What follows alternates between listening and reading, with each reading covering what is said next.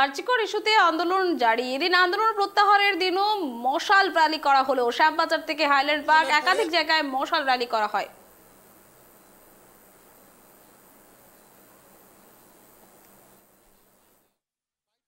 রাত দখল ভোর দখলের পরে আবার নাগরিক মিছিল, রিলে মশাল মিছিল এবং হাইল্যান্ড পার্ক থেকে সেই মিছিল বিভিন্ন জায়গায়, বাইপাসের বিভিন্ন জায়গায় রুবির মোড় হয়ে সেই মিছিল শ্যামবাজারে গিয়ে তার যে মিছিল, সেই মিছিল শেষ হবে এবং এই মুহূর্তে মশাল সহ সেই মিছিলে কিন্তু নাগরিক সমাজের প্রতিনিধিরা তারা কিন্তু এই মুহূর্তে যোগ দিয়েছে। আমরা একটু কথা বলে নেওয়ার চেষ্টা করব।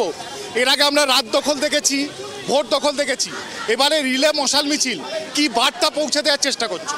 বারবার এটাই আমরা বলার চেষ্টা করছি যে আন্দোলন থেমে যায়নি।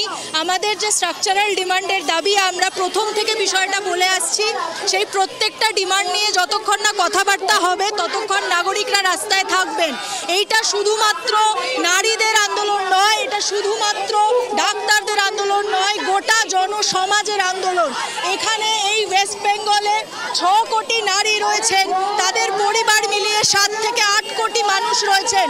তাদের সবার গ্রামে গঞ্জে শহরে মফস্বলে সবার দাবি নিয়ে এই মিছিল হাঁটছে এবং এটাই বলার চেষ্টা করছে যে আন্দোলন থেমে যায়নি।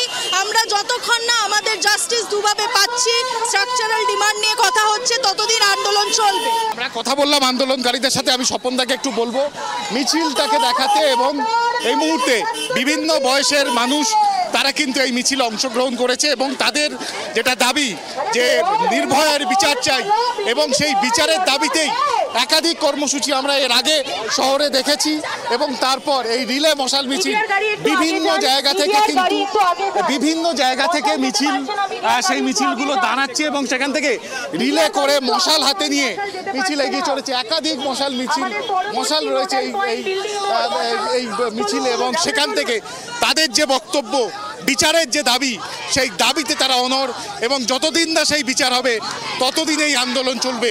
আন্দোলনের নতুন আঙ্গিক পাল্টাবে, নতুন ধরনের ভাবে আন্দোলন চলবে, কিন্তু বিচার না পাওয়া পর্যন্ত আন্দোলন চলবে, এমনটাই কিন্তু বক্তব্য।